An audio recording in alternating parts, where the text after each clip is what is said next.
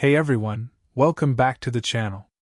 Tonight, we're diving into a few stories that perfectly capture the strange world of HOAs and neighborhood drama, the kind that makes you thankful for the quiet parts of your life. So, get comfortable, grab a blanket or a drink, and let's settle in for a calm hour of storytelling. These are 5 longer tales of neighborhood horror, petty HOA power trips, and the quiet kind of chaos that hides behind white picket fences. Let's get started. Story 1: The Garden That Was Too Beautiful. When Melissa bought her first home, she couldn't believe her luck. It was a little 2-bedroom place on a peaceful cul-de-sac, mature trees, tidy lawns, and the kind of stillness that made evenings feel timeless. The house itself was modest, but what sold her was the garden. The previous owner had left behind a patch of lilies, peonies, and roses that framed the walkway. Melissa, who loved flowers, decided to take it even further. That first spring, she transformed the yard into a soft, colorful haven. Delphiniums by the mailbox, lavender near the porch, and climbing roses along the fence. Every morning, she'd sit outside with her coffee, breathing in that gentle sweetness of summer. The neighbors seemed friendly enough, waving as they walked their dogs or jogged past. But a few weeks later, she noticed something odd. The same silver SUV would park across from her house every afternoon, engine running, with a woman inside scribbling notes. A few days later, a letter arrived from the HOA. Violation: unauthorized alteration of landscape in violation of Section 4A, aesthetic uniformity. Melissa blinked at the letter, half expecting it to be a joke. She called the HOA office and was told her variety of plant life exceeded neighborhood design limits. Apparently, her garden was too diverse. She attended the next board meeting, nervous but determined. Half the board smiled politely as she explained that everything she planted was neat, well-kept, and within her property line. But the woman from the SUV, now revealed as the HOA landscaping chair, interrupted her mid-sentence. She said, "The neighborhood standard calls for cohesion, not chaos." Melissa took a slow breath and asked if there was an official list of approved plants. The chair said there was, but refused to share it. The meeting ended with no resolution. Over the next month, Melissa started receiving fines, $25 at first, then $50, each one citing continued landscape noncompliance. So, she did something clever. She printed out the entire HOA bylaws and realized nowhere did it actually define what aesthetic uniformity meant. Armed with that, she wrote a polite but firm letter quoting their own words back to them, and copied every homeowner in the community. Within days, her mailbox was full of supportive notes from neighbors. Turns out, many were just as frustrated by the HOA but had been too intimidated to speak up. At the next meeting, several residents showed up to defend her garden.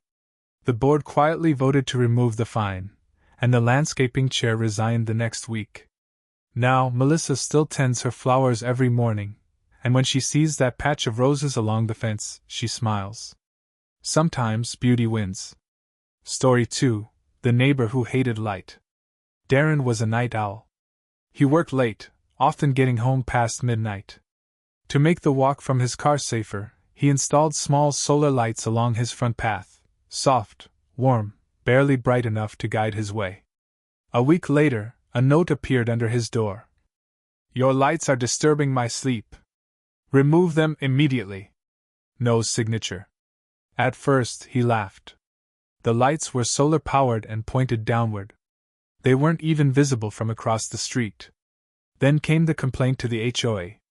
He received an official letter stating that ambient light intrusion had been reported by a neighbor and that an inspection would be scheduled. The inspector came by during the day, clipboard in hand, and looked almost embarrassed. He said, "Honestly, these lights are perfectly fine, but we have to document every complaint." 2 days later, one of the lights was smashed. Darren replaced it quietly, added a small camera near the walkway, and went about his business. The next night, around 11 p.m., movement triggered the camera. The footage showed his neighbor, the woman from across the street, creeping up in slippers and hitting the light with a garden hoe. The following morning, Darren printed the photos and sent them to the HOA along with a short note. Violation, property damage. Attaching evidence. 2 days later, she received a fine. After that, she never made eye contact with him again. The lights still glow softly every night, and Darren says the irony always makes him smile. The woman who hated light ended up paying for it. Story 3. The fence that kept moving. For most of his life, Rick had dreamed of a quiet place in the suburbs.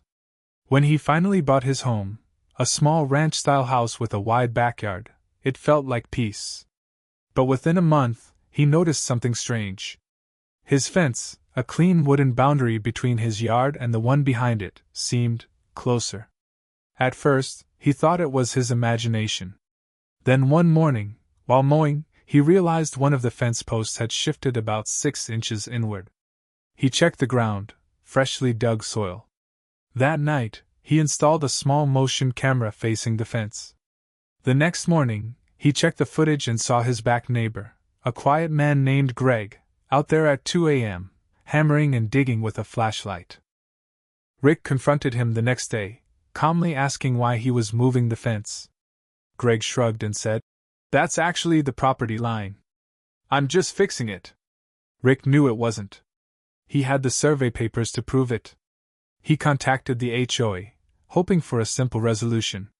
But the board claimed they couldn't intervene in private boundary disputes. So, Rick called a licensed surveyor, who confirmed that Greg had moved the fence a full 2 feet into Rick's yard. When the HOA still refused to act, Rick sent certified letters, one to the board, one to Greg, and one to his local code enforcement office. A week later, an official notice arrived ordering Greg to restore the fence to its rightful place. He complied, but from that day on, Rick noticed strange things: his gate left open, his garbage bins tipped, footprints near his shed.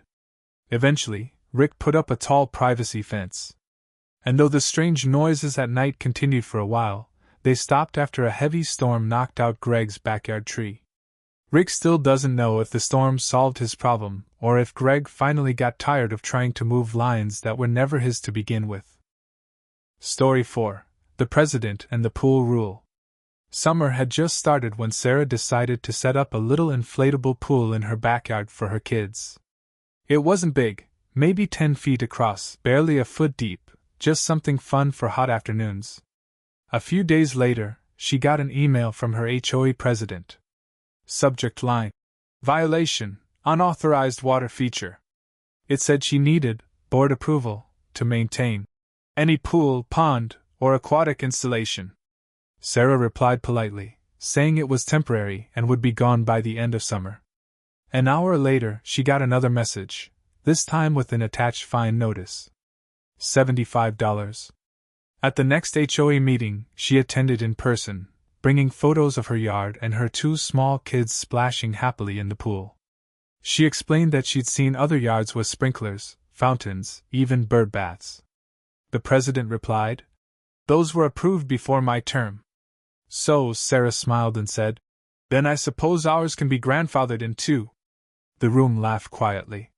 She then added that she had already reviewed the HOA bylaws, and nowhere did it define a children's pool as a permanent structure. A few of the board members exchanged looks. One of them motioned to dismiss the fine. The vote passed. After that, neighbors started showing up to meetings more often, politely questioning the president's long list of violations.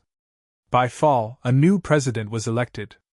And every summer since, the kids in that neighborhood have played in inflatable pools without a single complaint. Story 5. The Empty House at the End of the Street. There's one story that feels different from the rest. Calmer, but with that quiet kind of unease that sneaks into small towns. Eli moved into a neat, tree-lined development where every home looked identical, except for the last one at the end of the street. It was an old brick house, slightly darker than the rest. Its shutters hung unevenly, and the grass never seemed to grow quite right. The HOA president, an older man named Mr. Dorsey, always mentioned that the home was under management whenever anyone asked about it. A few months after moving in, Eli started getting letters from the HOA, minor things, like trash bins left out too long, or grass length exceeding standard. But what confused him was that sometimes the letters came before the actual event, like they already knew what he was going to do. One night, after receiving a warning about overnight street parking, Eli decided to check. Sure enough, a figure was standing near the empty house, facing his driveway. When he called out, the figure turned and disappeared into the shadows behind the fence. The next day, he mentioned it to a neighbor. The man went pale and said quietly, "That house? It's been empty for years. The owner died before the HOA even formed." Eli checked public records, and found the same name listed as one of the HOA's founding members. Mr. Dorsey's name. When he confronted the HOA office about it, they just said, "Mr. Dorsey passed away last year. His son handles the mail now." But Eli never saw the son. And sometimes, when he drives home late at night, he swears he still sees that same figure, standing by the dark window of the old brick house, watching the street. The HOA still sends letters, perfectly typed, always signed the same way. M. Dorsey, President. And that's it for tonight's stories. From strange HOAs to odd neighbors and quiet mysteries, sometimes life behind white picket fences is weirder than we imagine. If you enjoyed these tales, don't forget to like and subscribe for more. For now, relax, get cozy, and let the quiet of your own neighborhood take over. Sleep well, and I'll see you next time.